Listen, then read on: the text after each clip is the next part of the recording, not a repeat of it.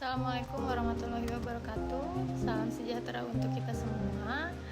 Perkenalkan, nama saya Tiara Harnanti. Saya mahasiswa dari Universitas Nasional Program Studi Manajemen. Hari ini saya akan membawakan materi Manajemen Risiko Investasi, mata kuliah Advanced Financial Management. Sebelum membahas, kita harus terlebih dahulu mengetahui mengapa manajemen risiko penting dalam investasi. Kemudian, risiko sebagai faktor tak terpisahkan dalam keputusan investasi, serta tujuan dan bagaimana pentingnya manajemen risiko investasi untuk memaksimalkan keuntungan dan mengurangi kerugian.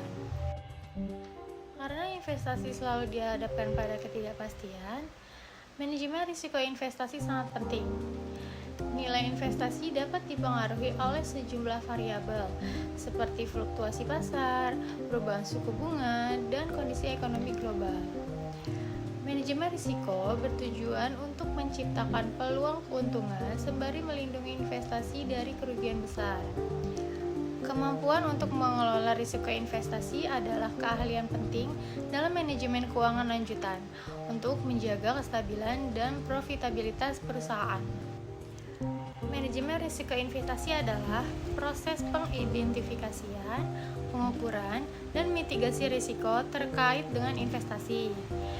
Manajemen risiko investasi mencangkup penggunaan berbagai alat dan strategi untuk mengurangi potensi kerugian. Menurut beberapa literatur, manajemen risiko bertujuan untuk menyeimbangkan antara risiko dan imbal hasil yang diharapkan, serta menjaga nilai portofolio investor agar tetap stabil dalam berbagai kondisi pasar. Manajemen risiko investasi memiliki 3 konsep dasar. Yang pertama, risk-return trade-off. Konsep ini menunjukkan bahwa untuk mendapatkan potensi imbal hasil yang lebih tinggi, investor harus menerima risiko yang lebih besar.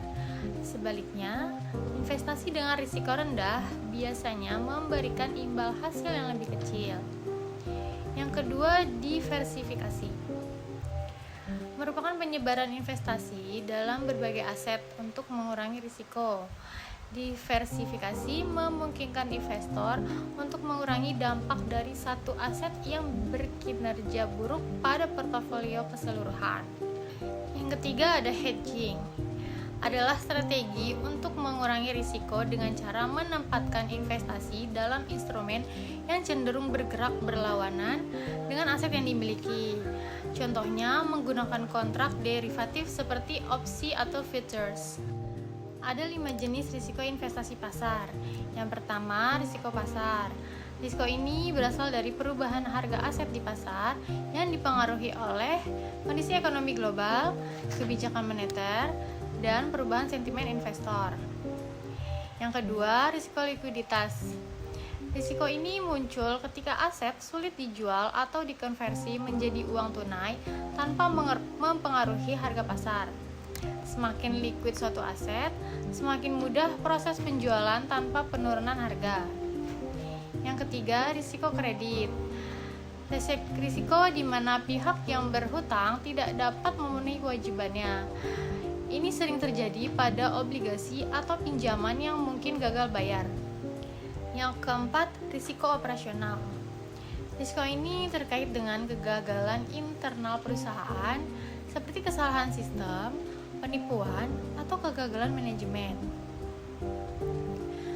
Dan yang terakhir, risiko hukum dan regulasi.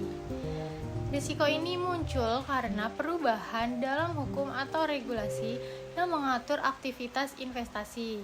Misalnya, pembatasan investasi di sektor tertentu atau perubahan pajak. Selanjutnya, kebijakan manajemen risiko. Setiap perusahaan perlu memiliki kebijakan manajemen risiko yang terstruktur dan disesuaikan dengan profil risiko perusahaan. Kebijakan ini biasanya mencangkup identifikasi risiko, yang merupakan langkah awal untuk mengidentifikasi potensi risiko yang mungkin mempengaruhi investasi. Kemudian, pengukuran risiko. Kebijakan ini menentukan seberapa besar risiko yang mungkin terjadi dan dampaknya terhadap perusahaan. Selanjutnya, mitigasi risiko, yaitu menyusun strategi untuk mengurangi dampak risiko, misalnya dengan diversifikasi atau hedging. Yang terakhir, pengawasan, artinya memastikan bahwa kebijakan risiko terus berjalan dan dievaluasi secara berkala. Selanjutnya, menentukan risiko investasi. Ada beberapa metode yang biasa digunakan untuk menentukan risiko investasi. Yang pertama, analisis sensitivitas.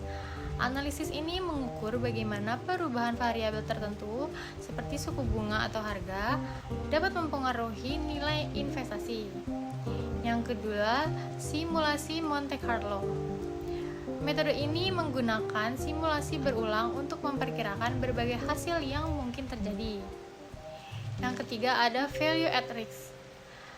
Metode statistik yang menghitung risiko maksimum yang mungkin terjadi dalam periode tertentu dengan tingkat kepercayaan tertentu. Sebagai contoh kasus, di sini ada Bank Mandiri yang merupakan perusahaan di Indonesia yang memiliki pendekatan dalam manajemen risiko investasi.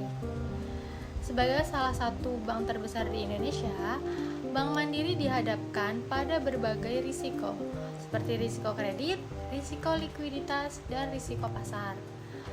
Bank Mandiri memiliki divisi khusus untuk manajemen risiko dan menggunakan metode value at risk atau VaR untuk mengelola risiko pasar, khususnya fluktuasi suku bunga.